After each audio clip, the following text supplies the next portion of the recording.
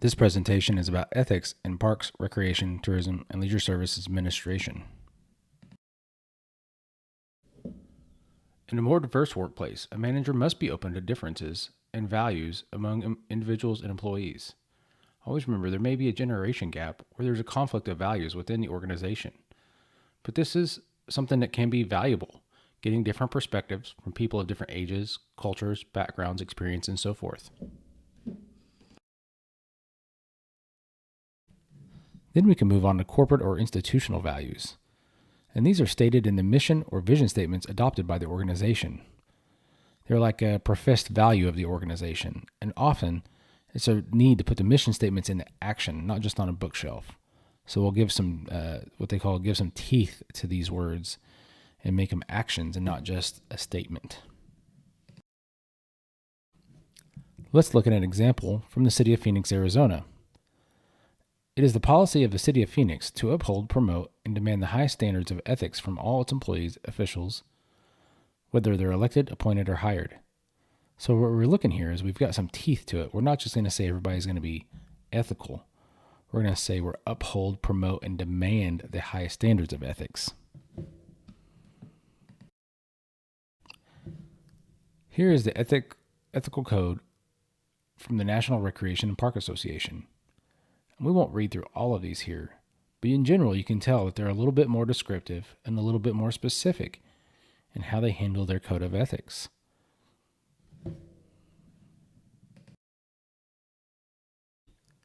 It's important to remember that codes of conduct and ethical standards provide guidelines for people making decisions, whether it be administrator, a manager, or frontline employee. And again, these are related to the human, social, community, and environmental responsibilities that we have in the workplace.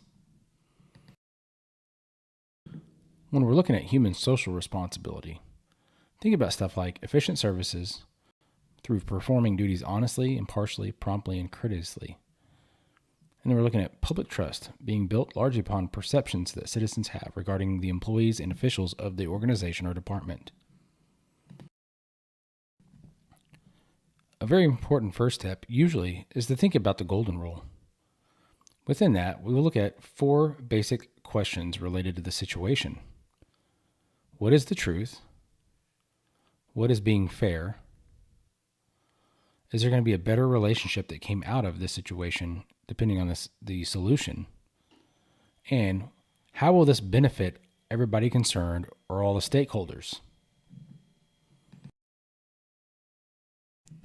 Here are a few tips to help with decision making regarding dealing with the public.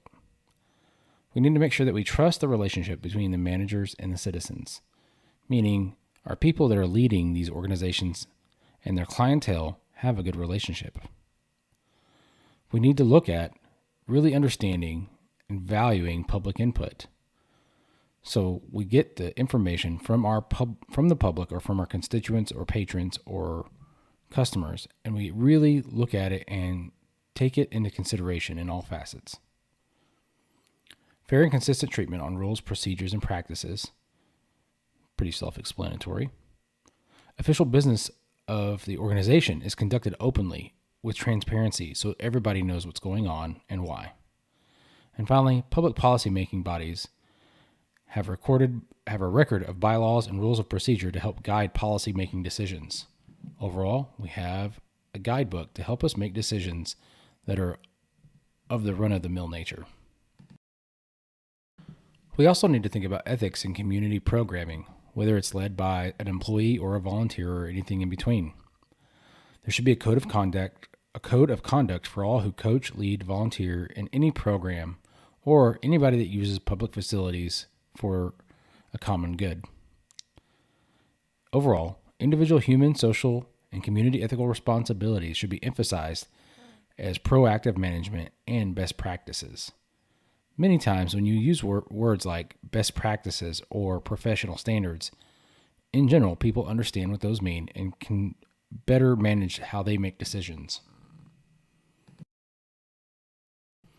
In general, I like to think of environmental responsibility divided into 3 areas: the need for positive relationships with nature, the aspects of preservation, protectance, maintenance, conservation, and sustainability, and leadership actively taking part in leading public park environment and community efforts for restoration and sustainable use.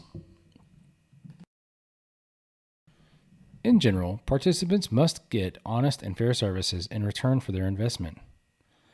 Values and ethics sometimes may be questioned due to human, individual, legal, technological, political, media relations, and environmental concerns. But we must understand that is just part of the process. Have a system of values and ethics, and have a system for which to make decisions. Recreation parks and leisure service agencies are vulnerable to budget reductions, reduced scope of services, unwanted partnerships, and ultimately failure. The public requires great accountability and honesty in terms of use of public taxes and fees.